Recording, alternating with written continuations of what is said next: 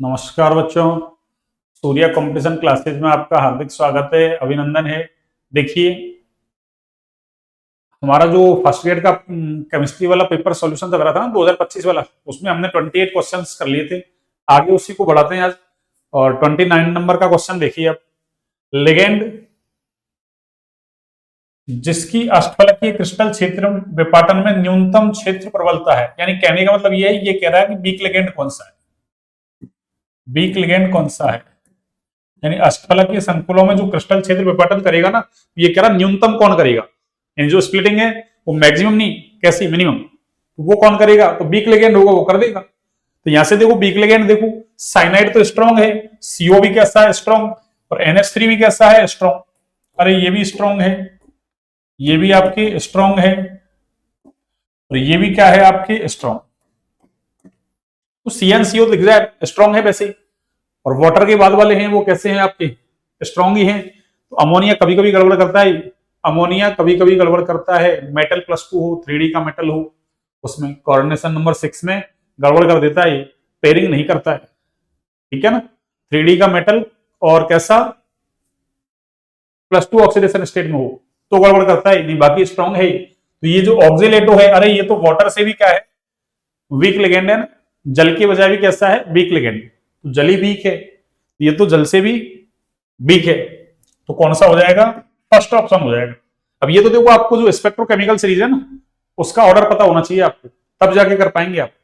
तो ये कॉम्प्लेक्स भी आपकी है ना, बार बार कई बार दे दिए ये कॉम्प्लेक्स, ये भी इंपॉर्टेंट है कॉम्प्लेक्स आपकी, ये कॉम्प्लेक्स भी इंपॉर्टेंट है, कई बार दे दिया। देखिए ये क्या है, मैग्नीशियम, और ये थोरियम का नाइट्रेट के साथ में क्या है, कॉम्प्लेक्स। तो ये कह रहा है थोरियम की क्या उपसे संयोजक संख्या और संकुल की आकृति क्या है। तो यहाँ जो ये NO3 है ना, ये as a bidentate ligand behave करता है, कैसा, बाइडेंटेट, यानी द्विदंतुक लिगेंड के जैसा काम करता है। तो जब द्विदंतुक लिगेंड हो तो आपको पता है ना, जितने लिगेंड है उनको उनकी दंतुकता से गुणा कर दो, तो वो क्या आ जाएगी, समन्वय संख्या या उपसे संयोजन संख्या, कोऑर्डिनेशन नंबर। तो कितनी हो जाएगी, 6 दूनी 12, तो इसकी कितनी है 12। और इसकी जो ये आकृति है वो कौन सी है, आइकोसाहेड्रल। कौन सी है, आइकोसाहेड्रल, या हिंदी में कहूं तो विंसति फलकीय, विंसति फलकीय, आइकोसाहेड्रल। अब ये तो आपको याद हो, कई बार पूछा जा चुका है कॉम्प्लेक्स। अगला देखिए, ये वाला क्वेश्चन देखिए।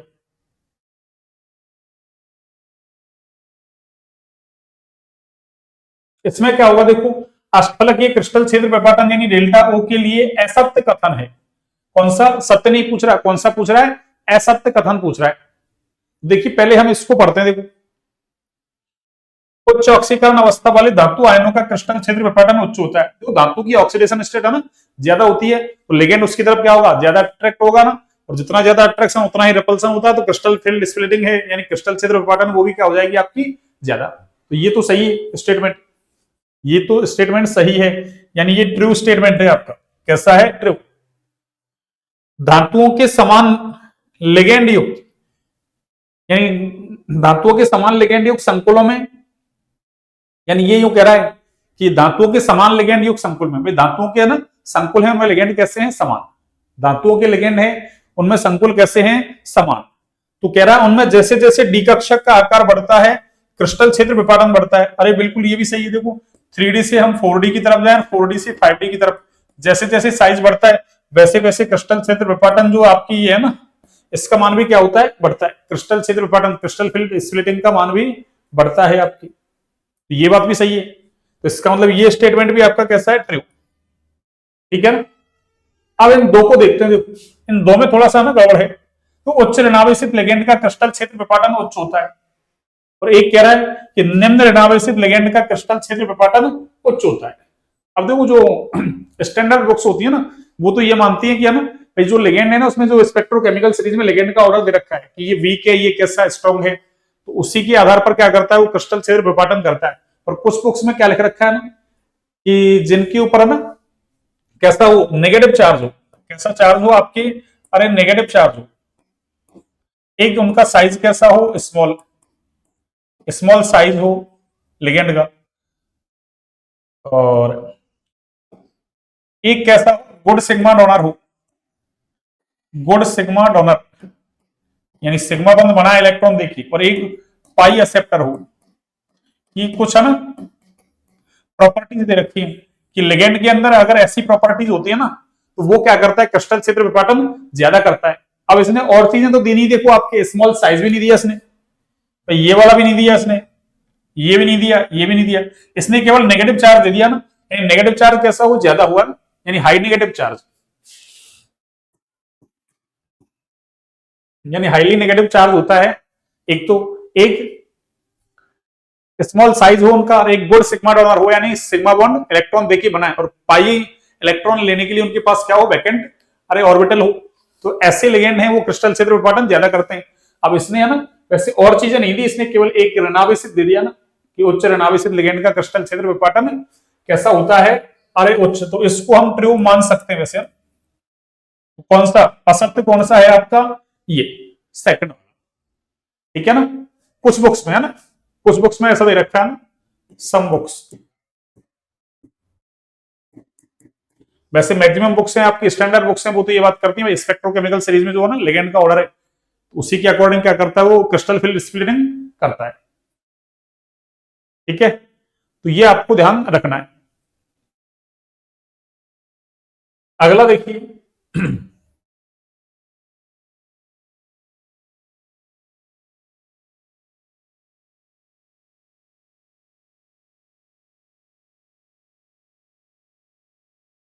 31, ये 32,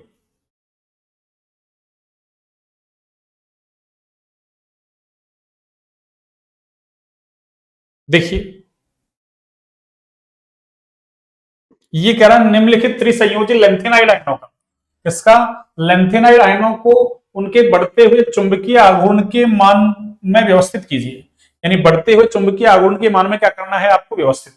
अब देखो जो लेंथेनाइड होते हैं ना आपके एफ ब्लॉक के एलिमेंट्स, उनके लिए चुंबकीय आघूर्ण जैसे अपन ये निकालते हैं म्यू स्पेन ओनली, ये तो होता है आपके under root N N plus 2 और आगे बोर मैग्नेटॉन, तो इनके लिए इससे नहीं निकलता ना, अरे इनके लिए इससे चुंबकीय आघूर्ण का मान नहीं निकलता, इनका फॉर्मूला अलग है ना। इनके लिए क्या होता है, अरे म्यू एस प्लस एल बराबर क्या है, जी अंडर रूट जे जे प्लस 1, और जी को हम यहां बोलते हैं लिंडे फैक्टर। कौन सा फैक्टर है, लिंडे फैक्टर, ठीक है ना। तो इससे कैलकुलेट करते हैं ना। अब इसमें देखो आपके ना, अब आपको ये ऑर्डर याद होना चाहिए ना। वैसे जो डिस्प्रोसियम होता है, एक तो डिस्प्रोसियम +3 एक होलोमियम, इनका तो सबसे ज्यादा होता है ना, अरे dy+3 डिस्प्रोसियम+3, और एक जो होलोमियम है ना, अरे इनका तो मैक्सिमम होता है ना। अब ये तो हमको दिए नहीं, अब इसमें आपको ना कैलकुलेटेड ऑर्डर है ना, कैलकुलेटेड ऑर्डर जैसे मैंने फॉर्मूला लिखा है इससे कैलकुलेट करते हैं ना। एक ऑब्जर्व ऑर्डर होता है आपके ना, ऑब्जर्व वाला प्रेक्षित, और एक कैसा है कैलकुलेटेड। तो आप ऑब्जर्व देखें या कैलकुलेटेड देखें ना, उसमें आपके ये गैडोलिनियम है ना, इन चारों में से गैडोलिनियम का सबसे ज्यादा है, गैडोलिनियम का क्या है इन चारों में सबसे ज्यादा। तो ये आपको ध्यान रखना है, ये आपको ध्यान रखना है। तो जब गैडोलिनियम सबसे ज्यादा है तो सीरियम, टर्बियम और ये थोलियम, और फिर उसके बाद क्या हो गया आपके गैडोलिनियम, ठीक है ना। तो अब ये तो आपको ऑर्डर याद हुआ ना, ठीक है ना। अब ऐसे इतनी सारी वैल्यू ऐसे रट नहीं सकते, लेकिन फिर भी मान लो फर्स्ट ईयर का एग्जाम, अब याद तो करना ही है आपको ना भाई। ऐसे नहीं मान लो एग्जैक्ट वैल्यू भी नहीं, तो कम से कम भाई इसका ज्यादा इसका कम, ऐसे वैसे देखा ना, इसका बाइनोडियल कर्व भी बनता है आपको, उससे भी याद रख सकते हैं आप किसका ज्यादा है किसका कम है,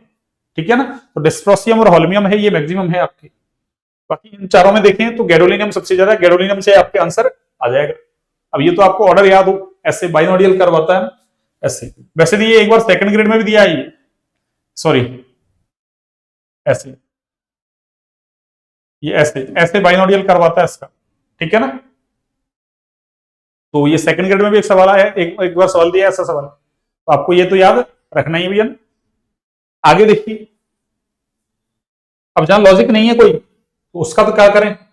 उसका तो आपको याद रखना ही। अब फर्स्ट ग्रेड दे दिया तो दे दिया। एक देखिए ये वाला ऑप्शन देखिए, अब क्या कहा है इसने, निम्नलिखित में से कौन सा कथन सत्य नहीं है, सत्य नहीं है पूछा ना। अरे सत्य है नहीं, सत्य नहीं है, सत्य नहीं है इसका मतलब अरे असत्य कौन सा है, जो सत्य नहीं है इसका मतलब वो असत्य है। तो असत्य कौन सा है, देखो एक्टिनाइड में संकुल बनाने की प्रवृत्ति जो है ना आपकी, अरे लैंथेनॉइडों से अधिक होती है। ये स्टेटमेंट आपके राइट है, ये वाला स्टेटमेंट कैसा है आपका, राइट, कि एक्टिनाइडों में संकुल है ना, कॉम्प्लेक्स बनाने की जो टेंडेंसी है ना, वो लैंथेनाइडों से कैसी है, ज्यादा। एक एक्टिनॉइडों के लिए स्पेक्ट्रम रेखा, जो स्पेक्ट्रल लाइन है वो लैंथेनाइडों की स्पेक्ट्रम रेखा से कैसी होती है, अधिक तीक्ष्ण होती है, शार्प होती है, शार्प ऐसे। ये बात भी कैसी है आपकी, तीक्ष्ण, इस तरीके से ना, तो शार्प होती है, ये बात भी आपकी सही है। एक्टिनाइडों की मोलर चुंबकीय सुग्राहिता या कह दो प्रवृत्ति है वो लैंथेनाइडों से अधिक होती है, ये बात गलत है भैया। लैंथेनाइडों की जो ये आपके मोलर चुंबकीय सुग्राहिता है ना, ये ज्यादा होती है किससे, एक्टिनाइडों से, जबकि इसने किसकी बता रखी है, एक्टिनाइडों की ज्यादा होती है किससे, लैंथेनाइडों से। इसका मतलब ये वाला स्टेटमेंट कैसा है आपका, ये तो सही था, ये स्टेटमेंट कैसा है आपका, गलत। एक देखो एक्टिनाइड संकुचन है ना, ये लैंथेनाइड संकुचन से अधिक होता है, बिल्कुल। क्यों, एक्टिनाइडों में इलेक्ट्रॉन कहां जाता है, 5f में जाता है, जबकि लैंथेनाइडों में कहां जाता है, 4f में। तो 4f जो है ना, अरे वो प्रतिकर्षण ज्यादा करता है, क्यों, आपके प्रभावी नाभिकीय आवेश बढ़ता है, उस वजह से साइज घटता है, और 4f वाला थोड़ा सा क्या करता है, अरे ज्यादा प्रतिकर्षण कर देता है, इसलिए साइज घटता तो है पर कम। पर एक्टिनॉइड में तो 5f जो है ना, वो 4f से भी क्या है, अरे दुर्बल परिरक्षण लगाएगा, तो घटेगा ज्यादा बढ़ेगा कम। तो एक्टिनाइड संकुचन लैंथेनाइड संकुचन की तुलना में कैसा होता है, अरे अधिक प्रभावी होता है ना, यानी आकार में ज्यादा कमी होती है किसमें, एक्टिनाइडों के में, किससे, लैंथेनाइडों से। तो ये स्टेटमेंट भी आपका राइट है। तो आपका स्टेटमेंट कौन सा रॉन्ग था, ये वाला स्टेटमेंट आपका रॉन्ग है, और जो रॉन्ग है हमसे ये तो पूछा है असत्य कौन सा है। तो अब ये तो देखो आपको लैंथेनाइड एक्टिनाइडों के बारे में ना, ये स्टेटमेंट आपको याद होने चाहिए। एक्टिनाइडों की संकुल बनाने की प्रवृत्ति लैंथेनाइडों से ज्यादा है, एक्टिनाइडों के लिए आपके स्पेक्ट्रम रेखा लैंथेनाइडों की स्पेक्ट्रम रेखा से कैसी होती है, अधिक तीक्ष्ण होती है। एक इनकी जो मोलर चुंबकीय सुग्राहिता है वो लैंथेनाइडों से क्या होती है, कम, अधिक नहीं होती है ना, क्या होती है, कम। और एक एक्टिनाइड संकुचन लैंथेनाइड संकुचन से क्या होता है, अधिक। अगला देखिए,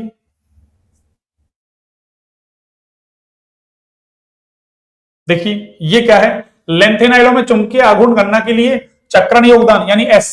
और कक्षीय योगदान यानी एल को एक साथ जोड़ने पर नई क्वांटम संख्या क्या जे प्राप्त होती है। कोष के आधे से कम भरे होने पर निम्नलिखित में से कौन सा संबंध सही है, क्या पूछा है हमसे, सही। अब देखो हाफ फील्ड से कम अगर होता है ना, आधे भरे हुए हैं, अरे एफ कोष में कितने कक्षक होते हैं, 7, तो आधे एक एक चला जाए सब में तो आधे भर गए, 2 चले जाए तो कंप्लीट भर गए। अब आधे नहीं भरे, आधे से कम भरे, तो फिर उनके लिए जो ये नई क्वांटम संख्या जे है ना, ये क्या होती है, अरे एल माइनस एस के बराबर, कब, आधे से कम भरे हो, आधे से कम।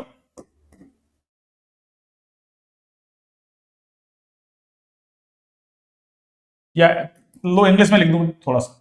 ये लो लेस देन हाफ फील्ड, यानी हाफ फील्ड से कैसा हो, कम, लेस देन, अरे हाफ फील्ड यानी हाफ फील्ड से क्या हो, कम भरा हो, तो ये क्या होगा, एल माइनस एस, दोनों का अंतर। और यदि जे बराबर क्या होता है, एल प्लस एस, और ये कब होता है, अरे ये कब होता है भाई, ये तब होता है जब कब हाफ फील्ड हो, या तो क्या हो, half field and more than half field, यानी हाफ फील्ड के लिए और हाफ फील्ड से ज्यादा के लिए, more than half field, half field. इसके लिए क्या होती है, जे बराबर एल प्लस एल, तो ये याद रख लो, ठीक है ना। तो कौन सा हो जाएगा हमारा, जे बराबर एल माइनस एस, जे बराबर एल माइनस एस। ये तो किसके लिए था, एल प्लस एस वाला तो किसके लिए था, हाफ फील्ड और मोर देन हाफ फील्ड, यानी हाफ फील्ड या उससे ज्यादा भरे हुए हैं। इसने पूछा हमसे आधे से कम भरे होने पर, तो क्या हो जाएगा, जे बराबर एल माइनस एस, ये लो। अब ये तो क्या देखो लेंथेनाइड से रिलेटेड आपके ना, लेंथेनाइड एक्टिनाइड है उनसे रिलेटेड आपके ना, सीधे थ्योरेटिकल क्वेश्चन है। अब आगे देखिए अगला 34 के बाद 35, देखिए 35, ये भी देखो सिंपल है, सक्रिय ऊर्जा E की गणना के लिए सही आरएनएस समीकरण है। तो आरएनएस समीकरण तो ये होता है ना आपके के बराबर ए एक्सपोनेंशियल की पावर माइनस ए अपॉन अरे आर टी, ए अपॉन आर टी, और इसका जब हम ln लेते हैं लॉग, नेचुरल लॉग लेते हैं तो क्या होता है ये, अरे ये ln k बराबर क्या होगा ln a, और माइनस क्या हो जाएगा, अरे ये एक्सपोनेंशियल हट जाएगा, ये जो पावर है ना ये आगे आ जाएंगे आपका ना, ए अपॉन आर टी। ऐसा क्यों हुआ है, अरे ये ln k बराबर ln a, और इसका भी ln लोगे ना तो लॉग को सॉल्व करते हैं तो पावर आगे आती है ना, अरे ये ऐसे आगे देखो ऐसे, इसको आप सॉल्व करेंगे ऐसे देखो, अरे ये ऐसे है ln k बराबर, चलो यही कर दूं मैं, इसमें है ना करेक्शन कर दूं ना, अगर आपको पूरा याद करना है तो देखो, वैसे तो आपको ये याद हो सीधे है ना तो ज्यादा बढ़िया है। देखो ये क्या होगा आपके, अरे ए अपॉन आर टी, और ये क्या हो जाएगा ln e, अरे लॉग को सॉल्व करते हैं, log x की पावर n, तो पावर आगे आती है ना n log x, ये पावर आगे आ गई बस, और ln e जो है ना, अरे इस ln e का मान 1 होता है, ln e का मान क्या होता है 1, ln e का मान क्या है आपके 1, तो ये क्या बन गया ln k बराबर, अरे ln a minus e upon R T, ये लो बस, इसने इसको व्यवस्थित कर दिया, इसने इसको व्यवस्थित कर दिया। देखो अरे इसको मैं ऐसे लिख सकता हूं ना, इसको पहले लिख दूं minus e upon R T, ये लो, और प्लस क्या कर दूं ln a, अरे ये प्लस में ही चल रहा है, और बराबर क्या है ln k, और इसमें भी ज्यादा स्टाइल करो तो इसको बंद कर दो ब्रैकेट में और इसको 1 अपॉन टी कर दो, यही कर रखा है, अरे यही कर रखा है यहां, ये देखो ये जो मैंने किया ना अभी, ये देखो ln k बराबर माइनस e अपॉन आर, और इसको 1 अपॉन टी अलग से लिख दिया इसने, अरे इस टर्म्स को ऐसे लिख दिया इसने, ये वाली टर्म है ना इसको इसने ऐसे लिख दिया माइनस का e अपॉन आर को तो ऐसे कैसे, और इसको 1 अपॉन टी लिख दिया, क्या फर्क पड़ रहा है, और ln a, तो हमारा सही ऑप्शन कौन सा है, ये तो गलत है, 1 अपॉन ln k आ रहा है, ln k लेकिन यहां प्लस का आ रहा है, प्लस का आ रहा है, ये गलत है, किसका आएगा minus e upon R T, ये तो आरएनए समीकरण आपको याद होना चाहिए आपको इस तरीके से, ठीक है ना। आगे देखिए,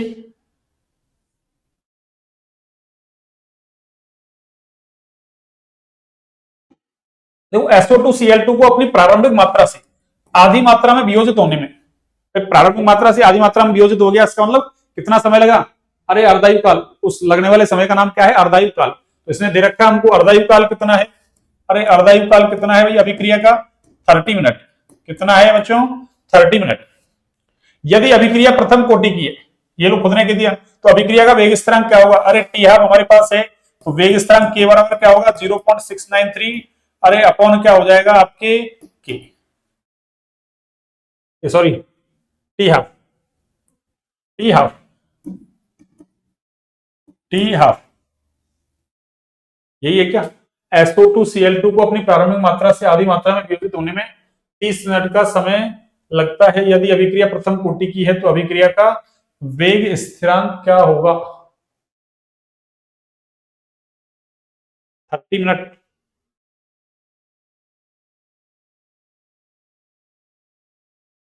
प्रारंभिक मात्रा से आधी मात्रा में 0.693 अपॉन ये, इससे कितना हो जाएगा, हाँ देख लो आप, तो 0.693, और इसने किसमें दे रखा है, अरे सेकंड इनवर्स में दे रखा है, हमको यहाँ मिनट में दे दिया इसने ना, तो मिनट को हम चेंज कर देते हैं ना, क्या दिक्कत है,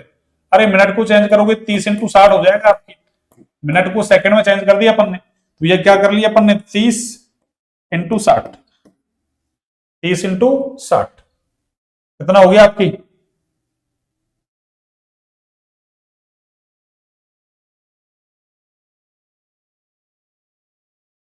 तो इसको मैं ऐसे कर दूं देखो,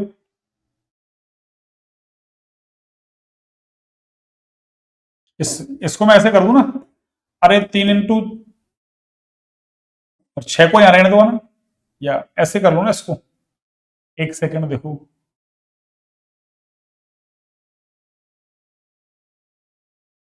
अरे 3 से काट दो इसको, 3 से काटोगे 10 बार, और 3 से इसको काटोगे ना 2 3 और 1, इतना हो गया, हो गया 2.31, तो देखो 2.31 तो ये चल रहा, और ये कितना हो गया 600, ये कितना हो गया 600, तो ये 2.31 अपॉन 600 का 6 रहने दूं, ऊपर इसको ले जाऊं मैं 10 की घात माइनस का, अरे 2, और इसमें मैं भाग लगा दूं तो कितना आ जाएगा 36 18 बचा कितना आपके, देखो अरे इसको मैंने ऐसे कर दिया, देखो अरे इसको सॉल्व कर लो आप, ये लो देखो, अरे इसको ऐसे कर दो ना आप, यहां से देखो दशमलव को हटा दो आप, ये 2 चल रहा है ना, इसका 4 हो जाएगा ये, और 6 का भाग लगा लो, 6 तिया 18, 5 और 6 अंठे 48, ये क्या गड़बड़ हुई है, अच्छा अरे वो वहां गड़बड़ कर दी ना अपन ने, एक सेकंड एक सेकंड, ये देखो, अरे यहां गड़बड़ कर दी अपन ने ना इसमें, चलो अरे मैं दोबारा लिखता हूं उसको, हटा, देखिए ये कितना है 0.693 अपॉन क्या चल रहा है 30 × 60, ये लो, देखो इसको काटो, 3 से काटोगे 10 और 3 से इसको काटोगे, ये 0.231 ऐसे हो जाएगा ये, और इसको 600 को है ना, अरे ऐसे लिख दूं मैं, तो उसको तो मैं लिख दूं ऐसे 200, और आपके क्या लिख दूं, या इसको मैं लिख दूं ऐसे 3 1, और ये नीचे क्या है 6, और ये 100 को मैं ऊपर ले जाऊं 10 की घात -2, और देखो ये क्या था अपने पास, यहां था नहीं 2 3, तो इसको मैं क्या करूं दशमलव को यहां ले जाऊं, अरे दशमलव को मैं यहां ले जाऊं, देखो यहां 2 स्थान आगे बढ़ाऊंगा ना, तो पावर 2 की क्या हो जाएगी आपके 4, अब 6 का भाग लगा लो आप, तो देखो इसमें 6 का भाग लगाएंगे ना, तो 6 तिया 18, 5 और 6 अंठे 48 और 6 पंजे 30, इतना आंसर आ जाएगा, ठीक है ना, इतना आपके आंसर आ जाएगा। थोड़ा सा इसने कैलकुलेशन को ना बस सेकंड में लाके ना थोड़ा सा टिपिकल बनाने की कोशिश की है इसने, तो हमारा राइट आंसर कौन सा है, हमारा राइट आंसर ए, ठीक है ना, यहीं पे मत कर देना, 30 का भाग लगाओगे तो ये आंसर मैच कर सकता है आपकी, क्यों, यहां से 0.231 आ रहा है ना, तो ऐसा लगेगा हमको कि भाई ये आंसर हो सकता है, आपको ध्यान रखना है, क्यों उसने वहां मिनट में दे दिया, अरे यहाँ इसने मिनट में देके, और यहाँ किस में पूछ लिया इसने, सेकंड इनवर्स में पूछ लिया, बाकी तो फॉर्मूला तो सीधा ही था कि 0.693 upon T half, T half का भाग लगाना था, अब आगे तो कैलकुलेशन थी, ठीक है ना, आगे तो कैलकुलेशन थी, चाहते तो हम 18 से भी कर सकते थे ऐसे,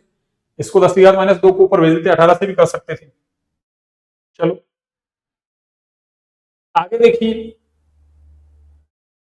स्टेटमेंट और रीजन वाला सवाल है, आपके स्टेटमेंट और रीजन वाला, देखिए असर्शन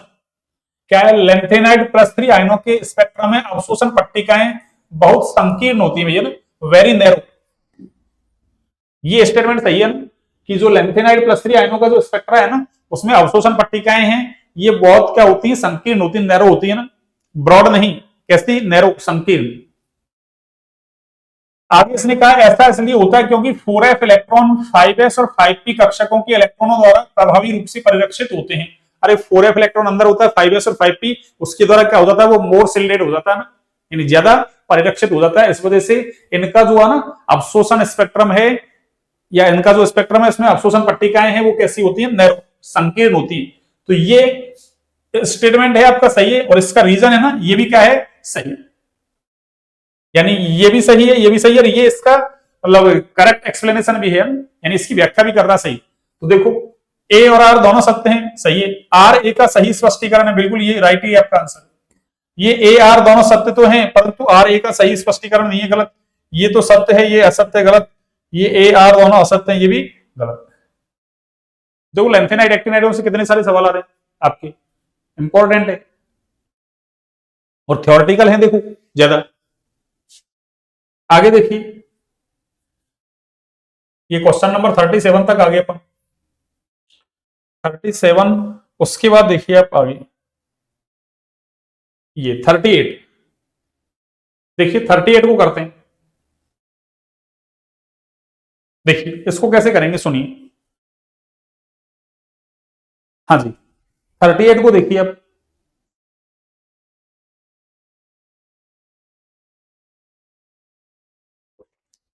अभिक्रिया ए प्लस बी से उत्पाद के लिए प्रारंभिक वेग, और इसने ये लिख दिया गामा 0 मोल प्रति लीटर सेकंड इनवर्स तथा ए और बी की प्रारंभिक सांद्रता सारणी में दी गई है। देखो अरे ए दे रखा है एक, तो ये ए, और एक क्या दे रखा है आपको, बी दे रखा है। देखो ये कितना है 0.2 और ये कितना है 0.2। अरे 3 एक्सपेरिमेंट है, 1 2 और ये 3 एक्सपेरिमेंट है ना, और इसमें कितना है 0.40, ठीक है ना। ये कितना है आपके 0.30 और ये आपके 0.10 और ये कितना है आपके 0.05, और इनके लिए इसने ये वेग दे रखा है, ठीक है ना। फर्स्ट स्टेप के लिए वेग ये है, सेकंड के लिए ये है, थर्ड के लिए ये है, कोई दिक्कत नहीं। अब देखिए, अब मैं इसको समीकरण नंबर 1 दे देता हूं, इसको 1, इसको 2, इसको 3। अब ये कह रहा हमसे ए तथा बी के सापेक्ष अभिक्रिया की कोटि क्या है, कि ए के प्रति तो अभिक्रिया की कोटि क्या है, बी के प्रति अभिक्रिया की कोटि क्या है। तो मैं देखो यहां से एक ऐसा मैं है ना हाइपोथेटिकल क्या लिख दूं, अरे रेट लॉ लिख दूं मैं ऐसे, कंसंट्रेशन ऑफ ए की पावर एक्स और बी की पावर अरे बाई। अगर मुझे एक्स और बाई का पता चल जाएगा तो मुझे ये पता चल जाएगा ए की प्रति अभिक्रिया की कोटि कितनी है और बी के प्रति अभिक्रिया की कोटि कितनी है। अब सुनिए आप यहां से कैसे करेंगे इस सवाल को। देखो एक तो आपको वेग दे रखा है, एक सांद्रता, तो वेग और सांद्रता में देखो एक रिलेशन होता है R2 अपॉन R1 बराबर C2 अपॉन अरे C1, इसकी पावर क्या है कंसंट्रेशन की पावर n, और n क्या है ऑर्डर ऑफ रिएक्शन। अब हमारे पास एक ही रिएक्टेंट है तब तो ऐसा फॉर्मूला लगा देंगे हम, और रिएक्टेंट एक से ज्यादा है तो ऐसे क्या करेंगे अपन, भाई 2 है तो ऐसे 2 बार डिब्बे बना देंगे अपन, 3 है तो 3 बार बना देंगे, 4 है तो 4 बार बना देंगे, ठीक है ना। क्यों, अभिक्रिया का वेग अभिकारकों की सांद्रता के गुणनफल के कैसा होता है, अरे समानुपाती होता है ना। तो बस आपको यही ट्रिक लगानी है यहां, देखिए सुनिए क्या है एक, हाँ अब देखिए आप सुनिए, मैं यदि इस समीकरण को देखूं, देखो कौन सा कॉम्बिनेशन, इस वाले कॉम्बिनेशन को देखूं, इस वाले को, तो देखो यहाँ एक ही सांद्रता तो कैसी है, कांस्टेंट है, एक ही सांद्रता कांस्टेंट है, तो इसको बढ़ाओ घटाओ क्या फर्क पड़ रहा है, पड़ रहा है कोई फर्क। अरे इसकी पावर कितनी हो, अरे जितनी पहले थी उतनी तो अब है, तो C2 अपॉन C1 क्या है, जितनी पहले थी उतनी अब है, यानी बड़ी नहीं है तो ये तो एक ही है, अब एक की पावर तो कितनी कर लो आप, उससे क्या फर्क पड़ रहा है। तो इसका मतलब इसको आप लिखो तो लिखो, नहीं मतलब तो मैं कैसे कह दूं, अरे R2 अपॉन R1 बराबर, R2 अपॉन R1 बराबर क्या लिख दूं मैं, यहां से देखना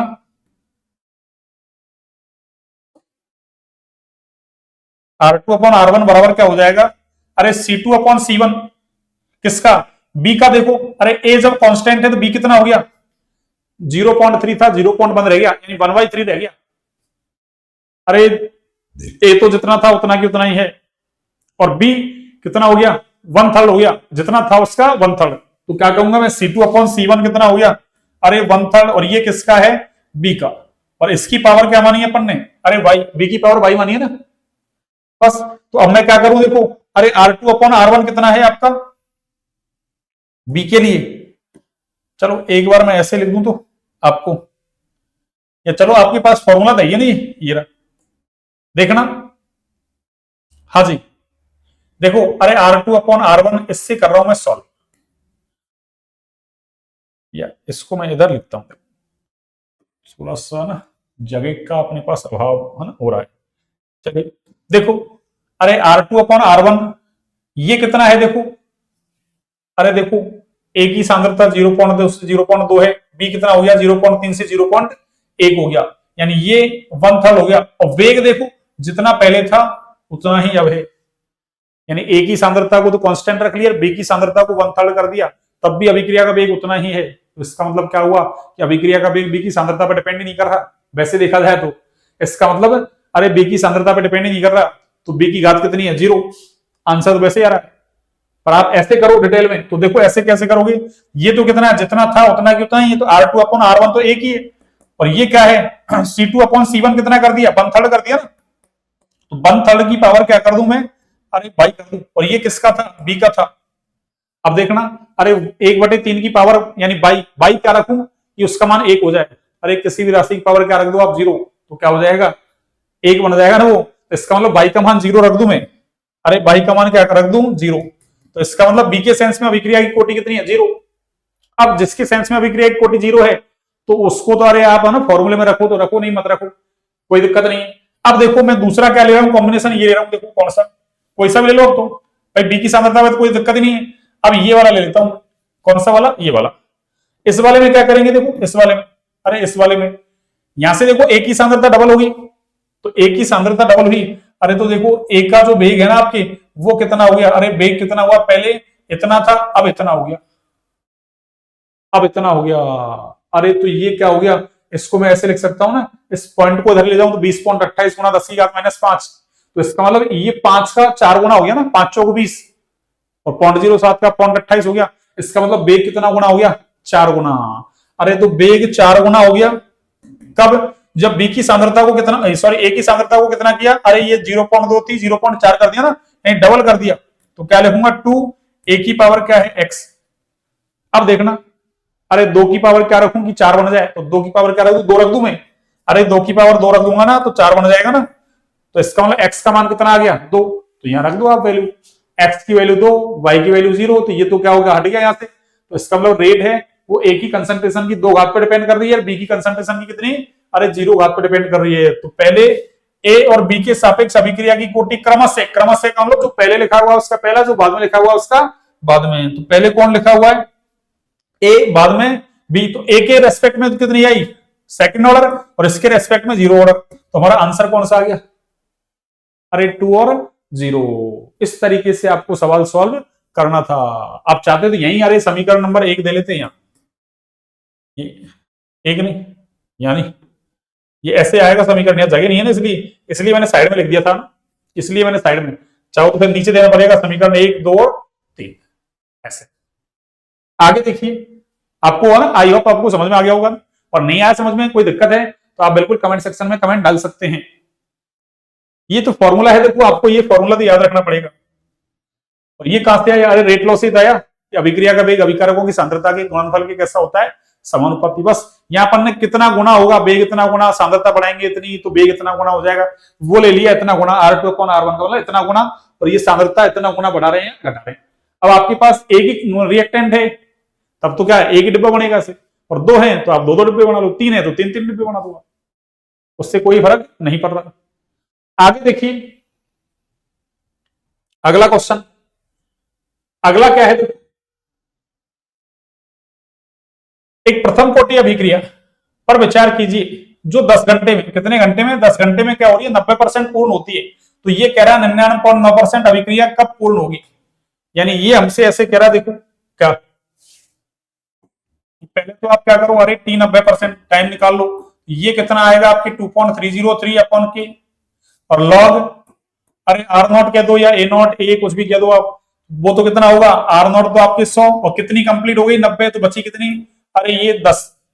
तो इससे इसको काट दो आप, तो ये log 10 का मान, अरे ये पूरे का मान तो 1 बन गया ना, तो ये तो हट गया यहाँ से, तो t 90% यानी ये टाइम आ गया आपके पास, अरे ये क्या आ गया 90% वाला टाइम, और ये कितना था आपके पास 10 घंटे था नहीं, तो अरे ये 10 घंटे था, तो यहां से k निकाल सकते हो ना आप, यहां से क्या निकाल सकते हो आप, अरे k निकाल सकते हो, तो k बराबर क्या होगा 2.303 और 90% पूर्ण होने में कितना समय लगा 10 घंटे, ये लो। अब इसने क्या कहा 99.9% के लिए टाइम पूछ रहा है, तो t 99.9% बराबर क्या हो जाएगा आपके, अरे वही 2.303 अपॉन के कहां से आ गया, अरे के यहां से आ गया ना, किससे 90% से, क्यों अभिक्रिया तो प्रथम कोटि की है, तो वेग स्थिरांक तो कैसा रहेगा उसका, अरे कांस्टेंट रहेगा, तो इसको यहां रख दो आप सीधे, तो 2.303 अपॉन टी तो ये 10 तो चला गया ऊपर, और इधर क्या बचा, अरे इधर बचा लॉग ए या आर नॉट, ये तो हो गया क्या आपके, अरे 100, ये तो कितना हो गया आपके 100, ये लो, और ये कितना हो गया आपके 99.9% पूर्ण हो गई ना, इसका मतलब 0.1, और इसको आप जब सॉल्व करते हैं, अरे इसको जब आप सॉल्व करेंगे तो ये क्या हो जाएगा बच्चों, अरे यहां से आप दशमलव को हटाएंगे और यहां क्या लगाएंगे आप 0,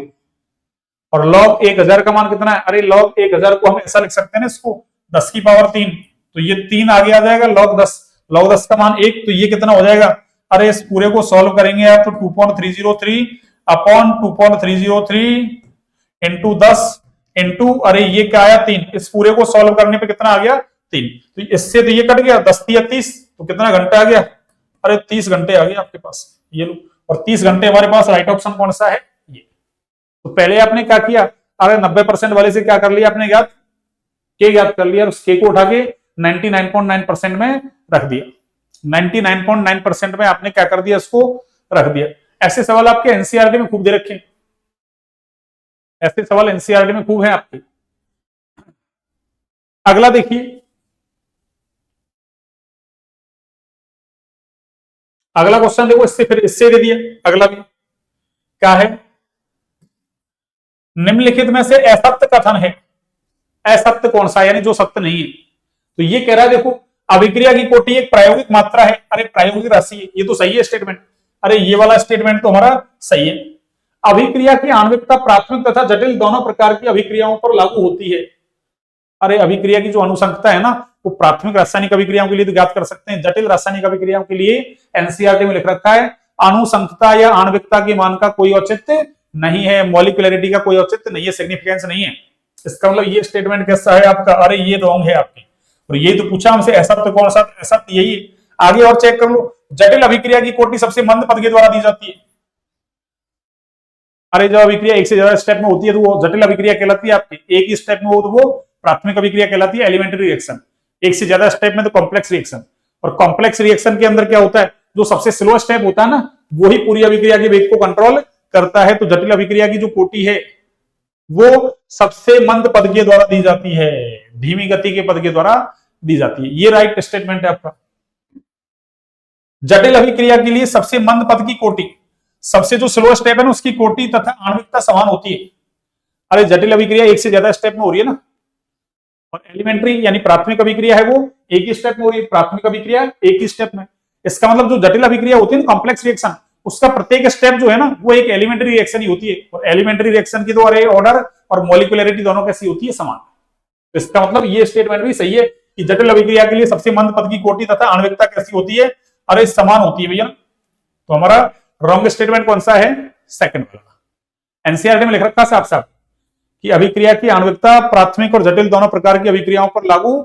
होती है, नहीं होती। प्राथमिक पर तो हो जाएगी, जटिल अभिक्रियाओं के लिए आणविकता की मान का कोई औचित्य नहीं है, सिग्निफिकेंस नहीं है, ऐसे लिख रखा है वहां। ठीक है ना। आगे देखिए, तो इसी से सवाल है, तो फिर सवाल आ गया। देखिए ये क्या कह रहा है, एक अभिक्रिया 3 उत्पाद के लिए जब एक ही सांद्रता को 4 गुना कर रहा है, अरे सांद्रता को 4 गुना किया जाता है तो अभिक्रिया का वेग 2 गुना हो जाता है। सांद्रता 4 गुना की, वेग 2 गुना, बढ़ा तो सही। अरे सांद्रता बढ़ाई, वेग भी बढ़ा, लेकिन वो 4 गुना बढ़ा है तो ये 2 गुना बढ़ा। इसका मतलब क्या हुआ, अरे हाफ ऑर्डर रिएक्शन हो गई। ये तो सिंपल ही है ना। अरे ऐसे देख लो, नहीं अभी मैंने वो डिब्बा लिखा था ना R2/R1, अरे ये मैंने लिखा था ना फॉर्मूला, अभी पीछे वाले में लिखा जस्ट कि R2/R1 यानी कितना गुना, बराबर क्या था अपने पास, अरे C2/C1 की पावर क्या है, और n क्या है, ऑर्डर ऑफ रिएक्शन ही है, अभिक्रिया की कोटि। तो यहां से रखो, देखो क्या कहा है इसने भाई, ये तो अरे ये तो कुछ भी लिख दे आपको, इससे कोई फर्क नहीं पड़ रहा। अरे इसको चाहे 3a लिखे, 2a लिखे, a लिखे, 50a लिखे, 100a लिखे, इससे कोई फर्क नहीं पड़ रहा। ठीक है ना। तो इसने क्या कहा है, इसके लिए जब सांद्रता को 4 गुना किया जाता है तो अभिक्रिया का वेग कैसा हो जाता है भाई, अरे 2 गुना हो जाता है। सांद्रता को 4 गुना कर रहा है, इसको 4 गुना कर लो, ये लो। ठीक है ना। तो ये कह रहा है अरे वेग कितना हो जाता है, 2 गुना, ये लो। अब मैं क्या करूं, अरे 4 की पावर क्या रखूं कि वो 2 हो जाए, 4 की पावर क्या रखूं कि 2 बन जाए। अरे तो 4 की पावर क्या रख दूं मैं, अरे हाफ रख दूं, हाफ हाफ। तो ये क्या बन जाएगा, 2 ही तो बन जाएगा। अरे हाफ का मतलब क्या है, √4, और √4 का मतलब 2 ही तो होता है। अरे √4 का मतलब 2 ही तो होता है। तो 4 की पावर n का मतलब 4 की पावर यानी n क्या रखूं कि वो 2 बन जाए, तो क्या रख दूं, हाफ रख दूं। तो कौन सा हो गया ये, अरे ये वाला आंसर हो गया आपका, ये लो। उसी फॉर्मूले से ये सवाल हो गया, उसी से वो कर दिया। आगे देखिए, क्वेश्चन नंबर 41 तक आ गया।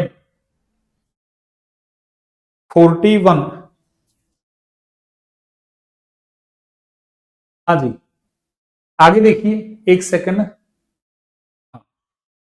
तो टाइम तो काफी हो रहा है ना, 11:15 बज रहे हैं। तो चलिए अभी तो लेते हैं ना और क्लास,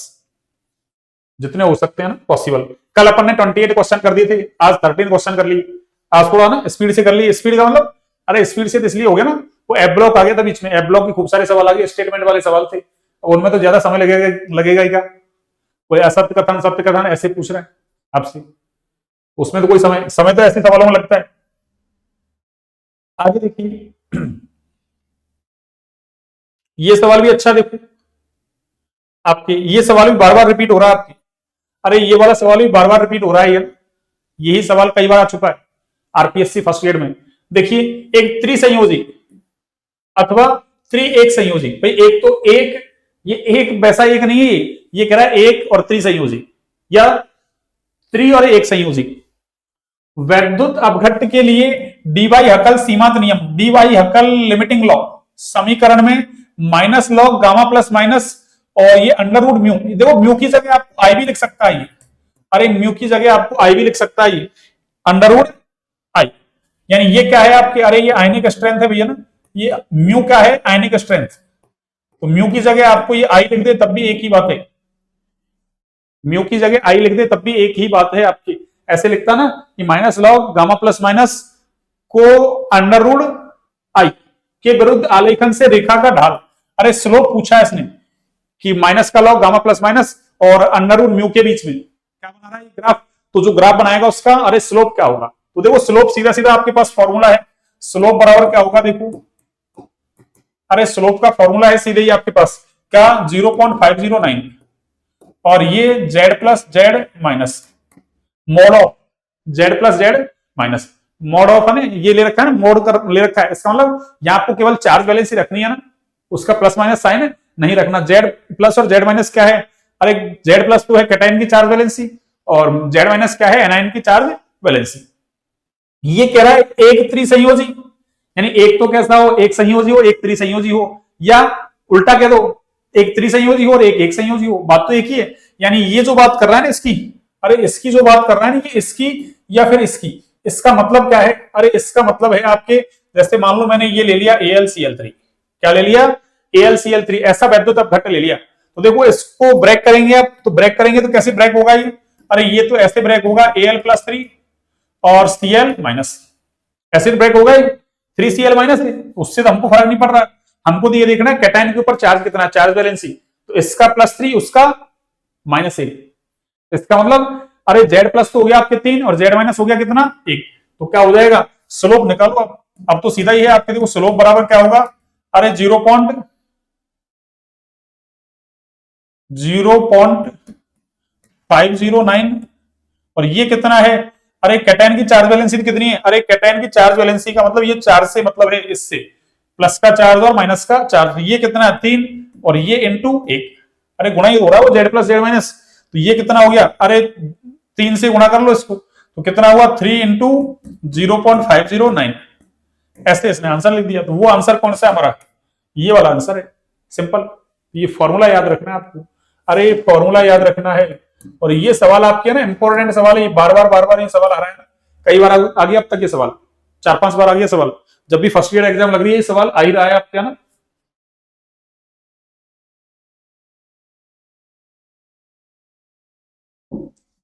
या तो ऐसे कह देता है एक एक संयोजी या एक द्विसंयोजी द्वि एक संयोजी,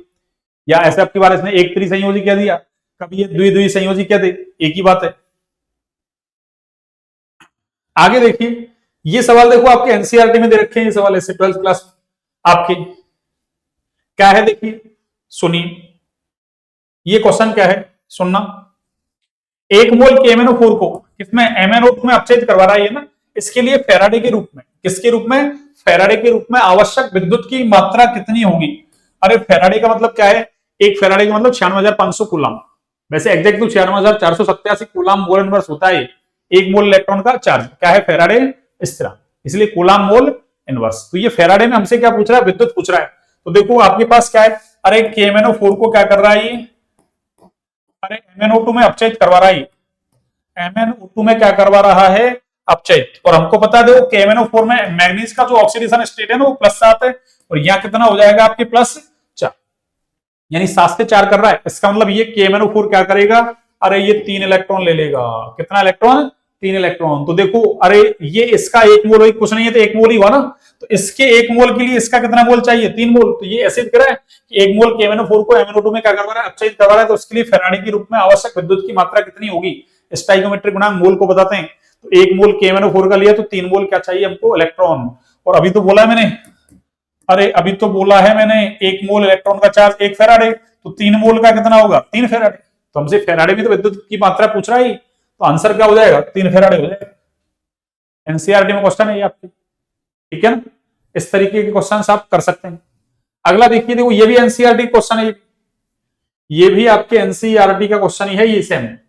ये वाला देखो क्वेश्चन नंबर 44। एक तार में 2 घंटे तक, यानी टाइम दे रखा है हमको कितना, अरे टाइम कितना दे रखा है बच्चों, 2 घंटे, ये लो। और 2 घंटे का मतलब अगर हमको जरूरत पड़ी तो 7200 सेकंड। 7200 सेकंड का मतलब क्यों किया, 1 घंटे में 60 सेकंड, सॉरी 1 घंटे में 60 मिनट और 1 मिनट में 60 सेकंड, यानी 1 घंटे में 3600 सेकंड, तो 2 घंटे में 7200 सेकंड होगी आपकी, सीधी सी बात है। 2 घंटे तक 1.34 एम्पियर की विद्युत धारा प्रवाहित की जाती है, मींस आई दे रखा हमको कितना, अरे 1.34 एम्पियर। वहां डेटा अलग है, यहाँ डेटा थोड़ा सा टिपिकल दे दिया इसने, तो इसने कहा तार में प्रवाहित अरे कुल इलेक्ट्रॉन कितने हैं, तार में प्रवाहित कुल इलेक्ट्रॉन कितने हैं। तो मैं ऐसे कर दूं, अरे Q बराबर निकालना है मुझे, तो Q बराबर क्या होता है, आईटी होता है ना आपकी, Q बराबर आईटी होता है। इसका मतलब तार में से 1.34 एम्पियर की धारा कितने 2 घंटे तक प्रवाहित करूंगा, तो इससे कुल कितना आवेश प्रवाहित होगा, तो कुल आवेश तो Q बराबर आईटी हो गया ना। रखो वैल्यू, Q बराबर आईटी, आई कितना है, अरे 1.34 इंटू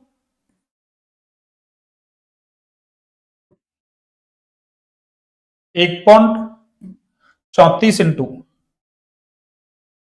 ये लीजिए कितना है, अरे 7200। ये 2 जीरो से 2 जीरो काट दो, ये यहां से दशमलव हट जाएगा, यहां से मैं ऐसे हटाता हूं देखो दूसरे पेन से, इस दशमलव को अगर आपको हटाना है तो यहां से 2 जीरो कैंसिल, ये कुल आ गया आपके पास इतना। अब हमसे इसने कहा है कि कुल कितने इलेक्ट्रॉन प्रवाहित होंगे, अरे मान लो कुल चार्ज कितना है, उसमें 1 इलेक्ट्रॉन के चार्ज का भाग लगा दूंगा तो क्या इलेक्ट्रॉन की संख्या क्या आ जाएगी। अरे ऐसे मान लो आपको 100 मीटर कपड़ा दे दे और कहते एक कपड़े मतलब 100 मीटर कपड़ा दे दिया और कहते कि एक शर्ट बनाने में आपको 2 मीटर कपड़ा लग रहा है, तो कुल कितनी शर्ट बनाओगे आप, अरे कुल कपड़े में एक शर्ट में लगने वाले कपड़े का भाग लगा दो, 2 मीटर लग रहा है, कुल कितना 100 में 2 का भाग लगा दिया 50 आ गया ना। वही बात तो है कि कुल आवेश कितना है, उसमें 1 इलेक्ट्रॉन के आवेश का भाग लगा दूं तो उससे क्या इलेक्ट्रॉनों की संख्या आ जाएगी ना। और वही हमसे पूछ रहा है कुल कितने इलेक्ट्रॉन प्रवाहित होंगे, तो ये कुल आवेश तो ये रहा, तो मैं इलेक्ट्रॉन की संख्या कैसे निकालूं, अरे इलेक्ट्रॉन की संख्या बराबर क्या होगा, अरे ये 134 इंटू 72 और कुछ गड़बड़ थोड़ी हुई अपॉन ये कितना है 1.6 गुणा 10⁻⁻19 कूलम में। अरे 1 इलेक्ट्रॉन का चार्ज क्या होता है 1.6020 ऐसे होता है, पर अपन ना एग्जैक्ट नहीं रख रहे, अपन 1.6 ही रख रहे हैं ना, गुणा 10⁻⁻19 अरे कूलम। और ये ऊपर भी कूलम चल रहा है, नीचे भी देखो कूलम है, तो कूलम से तो कूलम को काट सकते हो ना, अब ये संख्या ही तो आ गई आपकी। अब देखो 10⁻⁻19 को ऊपर ले जाओ आप सीधे, तो प्लस का 19 हो जाएगा, और प्लस का 19 क्या, आप तो इसको ऐसे करो ना, अरे इस दशमलव को हटा दोगे ना, दशमलव को इस दशमलव को हटाओगे आप, तो ये कितना हो जाएगा आपकी,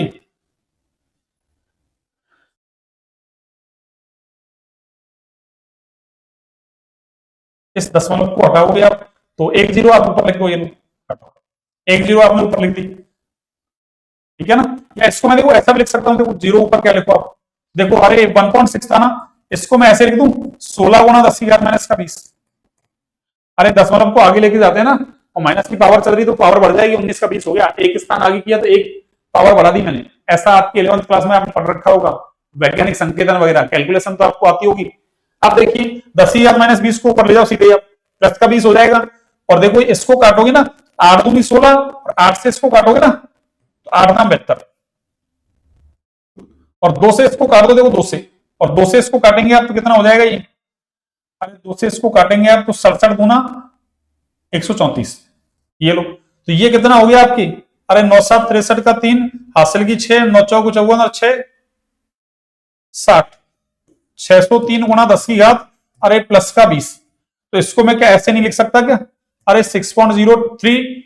गुणा 10 की घात अरे 22 भी तो लिख सकता हूं इसको मैं, अरे दशमलव चाहो तो यहां लगा लो दशमलव, उसको 2 स्थान पीछे कर दो तो प्लस की पावर 2 बढ़ गई, ठीक है ना। अब कैलकुलेशन तो आपको आनी चाहिए, तो ये कितना आंसर आ गया हमारा 6.03 गुणा 10 की घात माइनस का 22। देखो 6.02, इसने 03 नहीं लिखा 02 लिख दिया, क्या फर्क पड़ रहा है, 10 की घात 22 यही इलेक्ट्रॉन है हमारे, अरे यही हमारा राइट आंसर है, ये तो गलत है आपका, ये गलत, हाँ इसमें कंफ्यूजन हो सकता है, देखो 6.02 तो कर दो आप, 10 की घात 21 होगा या 22 होगा। इसमें कंफ्यूजन हो सकता है, तो ये आपको सही कैलकुलेशन करनी है, ये गलत। तो राइट आंसर कौन सा है हमारा, ये एनसीईआरटी का क्वेश्चन है आपके, किसका, एनसीईआरटी का क्वेश्चन है ये आपके, तो आपको ध्यान रखना है। आगे देखिए,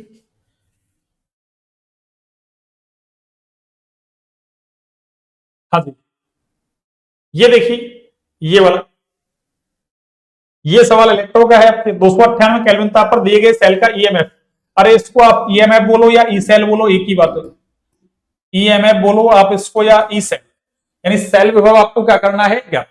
और इसने सेल का हमको क्या दे दिया, अरे सेल आरेख दे दिया, या सेल निरूपण कह दो, ये दे दिया। इधर जिंक का जो इसके लवण सेतु के लेफ्ट हैंड साइड में लिखा होता है वो आपकी एनोड होता है, और राइट हैंड साइड वाला कैथोड होता है। तो ये तो आपकी एनोड है, ये तो आपको पता है। और ये क्या है आपके, अरे ये कैथोड है आपकी, ये लो।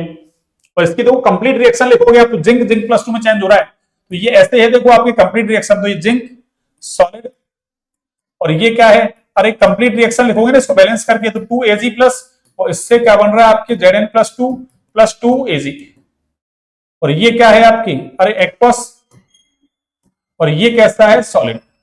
और ये कैसा है एक्वस। तो देखो जो सॉलिड सॉलिड होती है ना, सॉलिड होते हैं उनकी कंसंट्रेशन तो एक होती है आपकी, प्योर सॉलिड या प्योर लिक्विड होता है उसकी कंसंट्रेशन 1 मानते हैं। तो हमारे तो कौन सा ये काम आएगा, कौन सा एक्वस, एक्वस वाला काम आएगा। तो देखो हमारे पास फॉर्मूला क्या है, अरे ई सेल बराबर क्या है आपके पास, ई नॉट सेल माइनस 0.059। अब उसको कैलकुलेशन से बचने के लिए आप उसको 0.059 मान होता है ना, उसको 0.06 मान लो आप। तो 0.0 अरे 6 अपॉन एन, एन देखो, और आगे क्या होगा लॉग, अरे प्रोडक्ट की कंसंट्रेशन अपॉन रिएक्टेंट की कंसंट्रेशन, ये लो। तो मैं यहां से देखो प्रोडक्ट रिएक्टेंट तो यहीं से लिख दूं, प्रोडक्ट तो ये है हमारा, रिएक्टेंट ये है, तो मैं यहीं से लिख दूं डायरेक्ट कि Zn प्लस 2 की कंसंट्रेशन अपॉन क्या होगा, अरे Ag प्लस की कंसंट्रेशन। पर यहां क्या होगा, अरे इसका स्टाइकोमेट्रिक गुणांक 2 है, तो स्टाइकोमेट्रिक गुणांक कहां जाएगा, पावर में जाएगा। और कुल इलेक्ट्रॉन कितने का ट्रांसफर हुआ है, अरे जिंक से जिंक प्लस 2 बना है, और यहाँ एक Ag प्लस ने एक लिया तो 2 ने 2 इलेक्ट्रॉन ले लिए, तो कुल मिला के कितने इलेक्ट्रॉन का ट्रांसफर हुआ है, यहाँ 2 का। तो यहाँ वैल्यू रख दो आप, ये कितना आ रहा है देखो आपके, अरे ये कितना है देखो आप, कौन सा ई नॉट सेल कितना है 1.56 रख दो आप, ये 1.56 माइनस 0.0 अरे 6 अपॉन एन, एन कितना है 2, एन कितना है बच्चों 2। और आगे देखो log product zinc plus two की कंसंट्रेशन देखो ये दे रखी है, अरे एक्टिविटी एक्टिविटी सक्रियता, सक्रियता दे दे, कंसंट्रेशन दे दे, कोई दिक्कत नहीं, कितनी है 1m, कितनी है अरे 1m, तो ये तो 1 है। और नीचे ये कितना है, इसकी एक्टिविटी कितनी है 0.1m, और इसका तो स्क्वायर और हो रहा है ना। तो जब इसको हम सॉल्व करेंगे देखो, अरे इस वाले पोर्शन को हम सॉल्व कर लेते हैं अलग से, तो इसको सॉल्व करेंगे तो ये कितना हो जाएगा देखो, अरे 0.01। और आप क्या करोगे यहां से, अरे दशमलव को हटाओगे तो 2 जीरो कहां ऊपर लगाओगे, log 100, और log 100 का मान कितना होता है, अरे log 100 का मान 2 होता है, 10 की पावर 2, 2 log 10।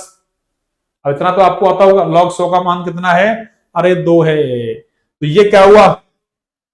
अरे 1.56 माइनस ये क्या है, सॉरी 0.0 अरे 6 अपॉन 2, और ये भी 2, 2 से 2 कट गया, तो इसमें से इसको घटा लो तो ये कितना है, अरे 1.5 वोल्ट आ गया, कितना 1.5 वोल्ट आ गया, और 1.67 गलत, 1.82 गलत, ये रहा 1.50 आ रहा है क्या, 1.50 वोल्ट। ये फॉर्मूला लगाना था आपको, ये वाला फॉर्मूला आपको लगाना था, ठीक है ना। आगे देखिए 45 क्वेश्चन हो गए।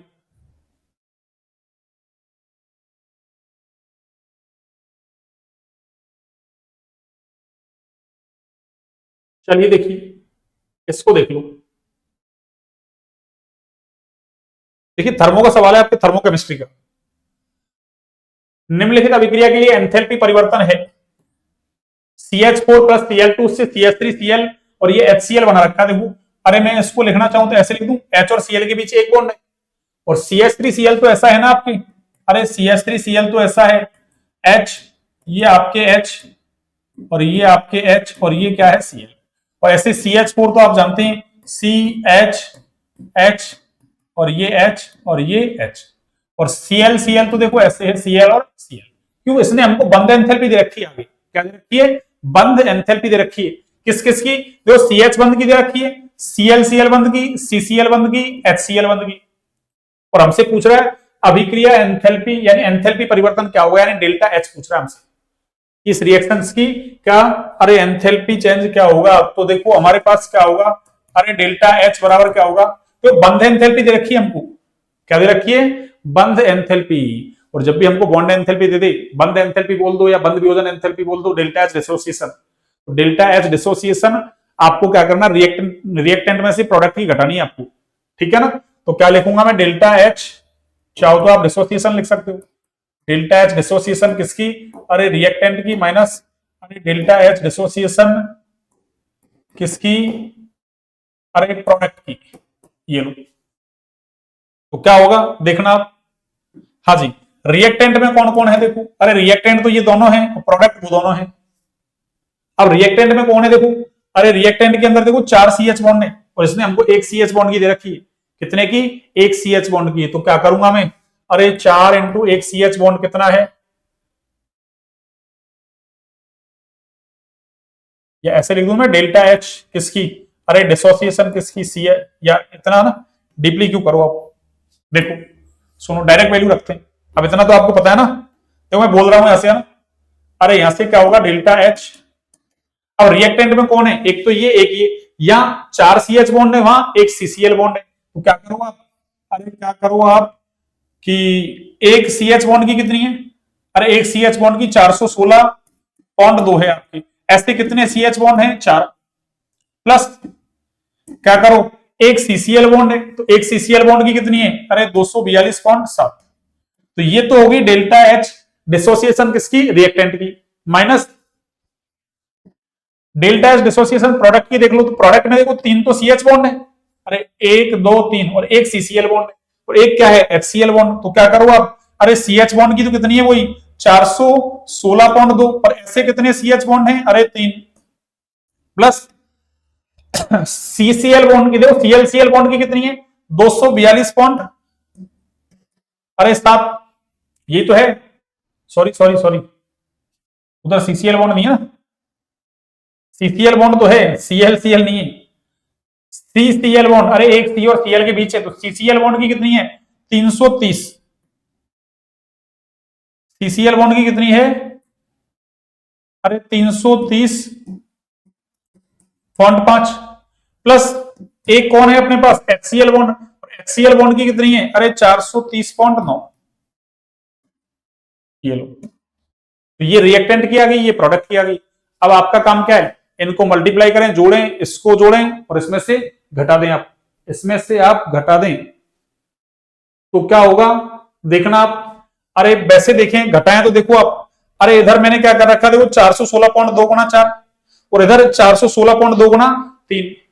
और इसको ले जाके उधर घटा रहा हूं, तो मैं क्या करूं, अरे 3 बार घटाऊंगा तो एक बार ही बचेगी, तो इससे तो मैं इसको ऐसे उड़ा दूं यहां से, अगर आप समझदार है तो 4 को तो ऐसे उड़ा दूं मैं, एक ही तो बचा, अरे 4 गुना इतना और 3 गुना इतना, इसको ले जाकर उधर माइनस कर रहा हूं, तो क्या करूं मैं, इसको भी तो ऐसे लिख सकता हूं मैं, एक बार तो ऐसे लिख दूं और 3 से गुना कर दूं उसको, ये तो लेस होगी ना, तो बची कितनी, अब तो जोड़ना आसान है, देखो 416, तो 400 और 200 600, और 42 और 16 48 58, और 400 और 200 658 हो गया ये ना, अरे ये आपके 658, और पॉइंट में कितने हैं 9, और ये कितना है देखो आपके, ये कितना हो गया, 9 और 5 14, और 4 हासिल की, एक एक, और 3 3 6, और 4 3 7, यानी 761.4, अरे ये प्लस का है, ये माइनस का है, तो इसमें से घटा लो आप, 761.4 ये माइनस का है आपके ना, तो ये 5, और 10 में से 2 गया 8 गया तो 2, और 5 में से 5 गया 0, और ये माइनस, अरे माइनस बच रहा है, माइनस का 102.5 किलो जूल, किलो जूल में सारे आंसर, यहां तो कोई दिक्कत नहीं है। हाँ इसमें कंफ्यूजन हो सकता है आपकी, अगर आपने गलत निकाल दिया, प्रोडक्ट माइनस रिएक्टेंट कर दिया तो गलत हो जाएगा, क्यों, प्रोडक्ट ज्यादा है रिएक्टेंट कम, तो प्लस में आ जाएगी, इसीलिए इसने 2 ऑप्शन बनाए ऐसे, देखो माइनस का 100 और प्लस का 100, माइनस का 102.5 और प्लस का 102.5, तो कौन सा आंसर है हमारा, अरे हमारा माइनस वाला है, हमारा कौन सा है, माइनस वाला, कि जब भी आपको बॉन्ड एंथैल्पी दे दे तो आप क्या करो, रिएक्टेंट माइनस प्रोडक्ट कर दें उसको, ये लो। आगे देखिए,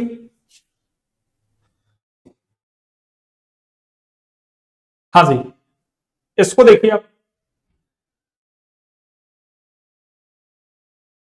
एक अभिक्रिया है 2Cl गैस, इससे Cl2 गैस के लिए निम्नलिखित में से कौन सा सही है? देखना,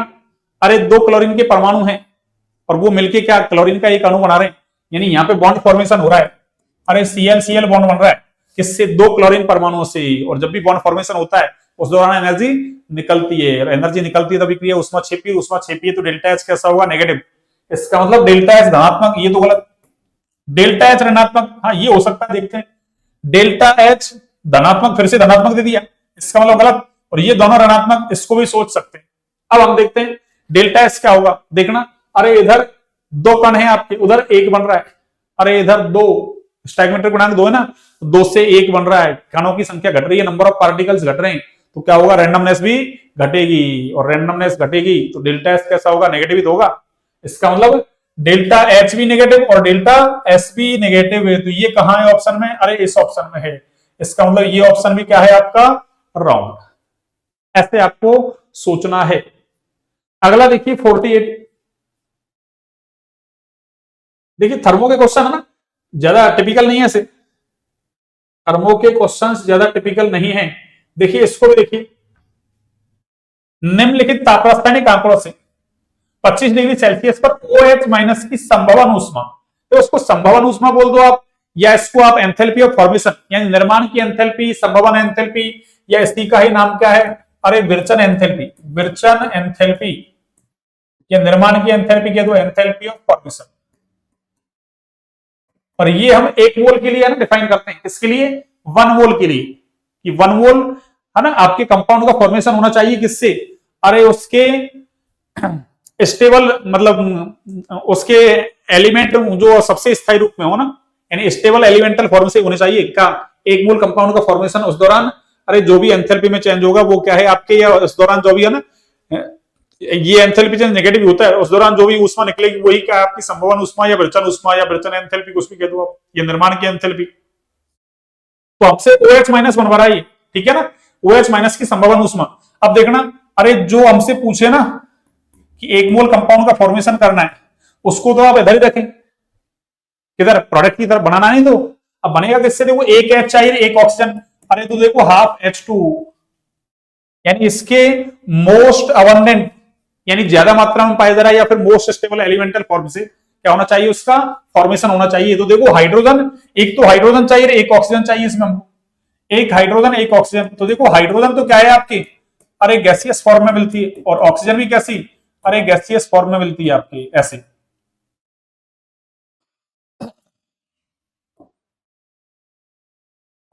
ये लो,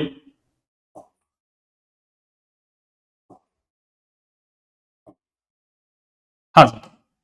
देखना, तो हाफ O2, और ये भी कैसा? गैसियस स्टेट में मिलेगी, और इससे क्या बन जाएगा आपके? OH माइनस, ठीक है ना। तो ये कह रहा है इसकी संभवन ऊष्मा, देखना। अरे ये दो रिएक्शन दे दी इसने, एक तो रिएक्शन ऊपर वाली दे दी, एक रिएक्शन इसने नीचे वाली दे दी, और कह रहा है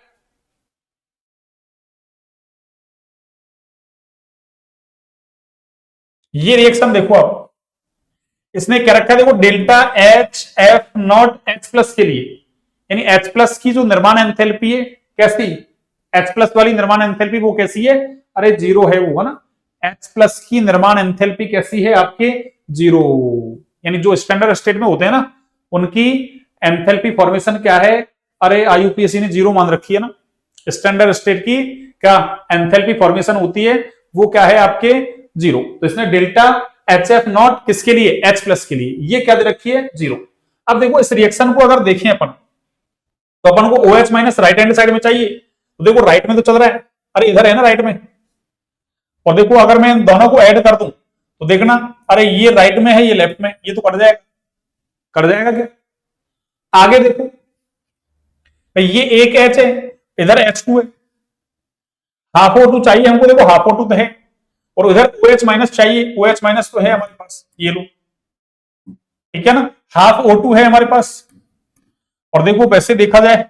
अरे तो यहां दो H है ना, इससे एक H तो ये कट गया, एक H ही तो बचा,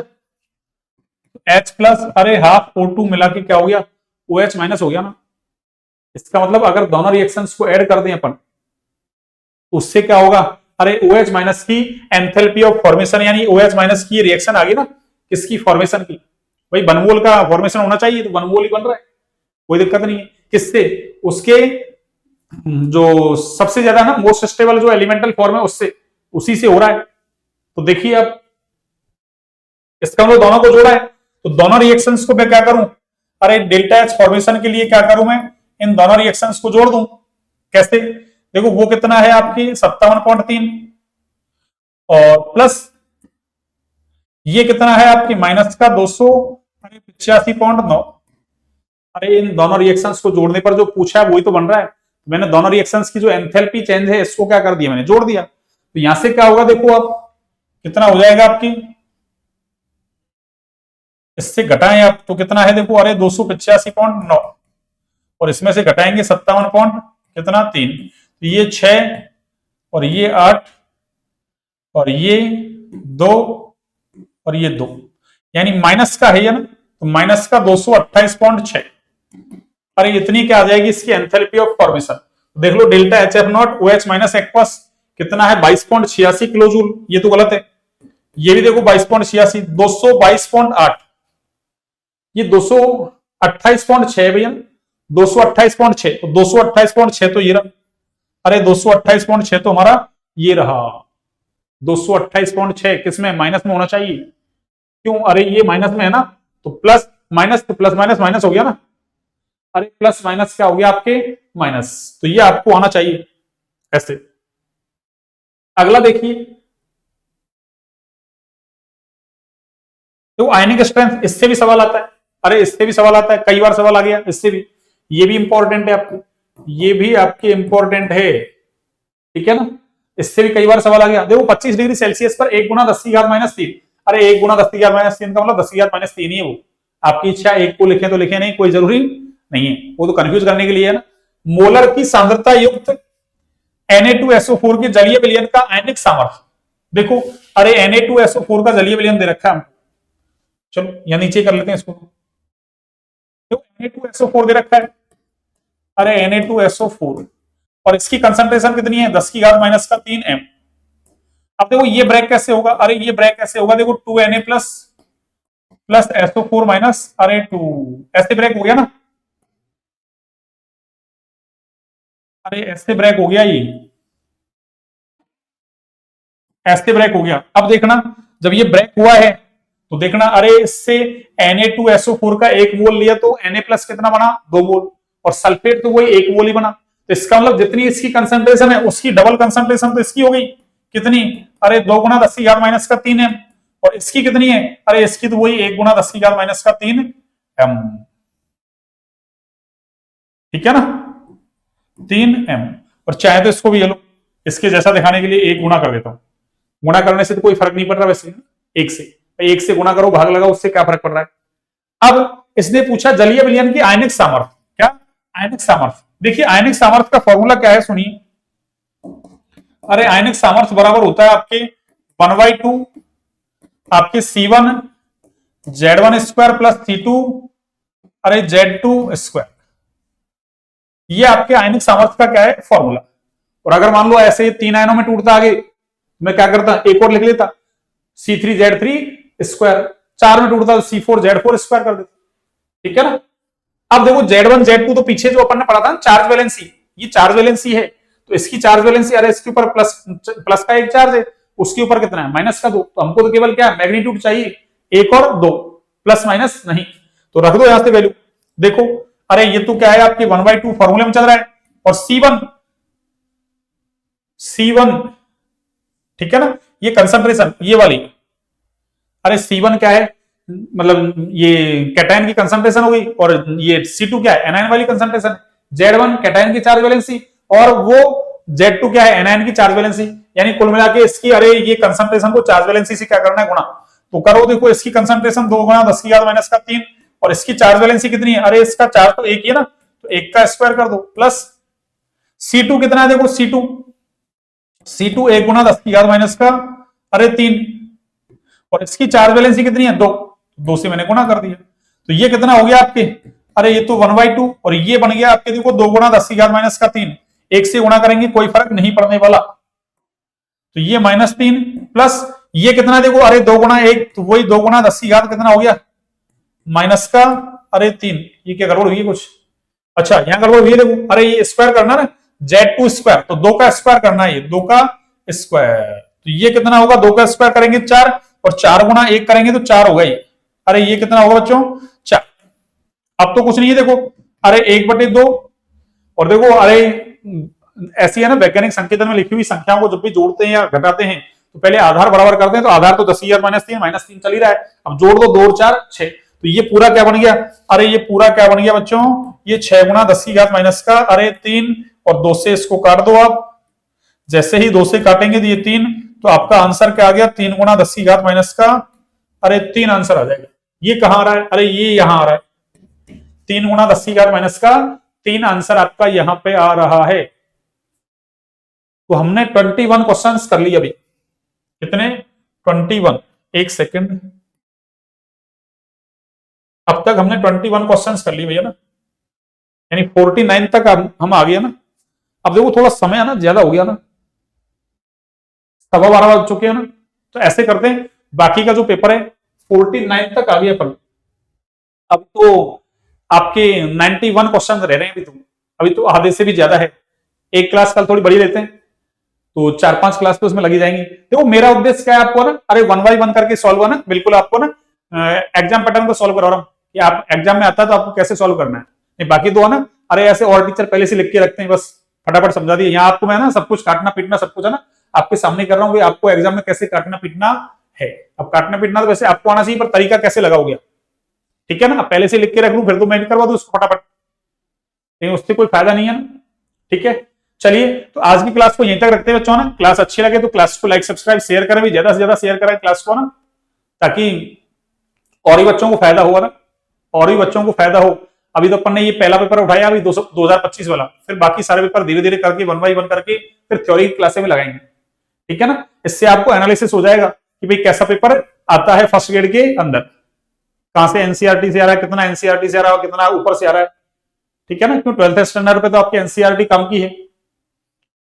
बाकी तो आप है ना जो प्रोफेसर वगैरह की बुक्स हैं अच्छी बुक्स उनको रेफर कर सकते हैं आप, वैसे तो करते ही साइंस वाले बच्चे तो करते ही, वैसे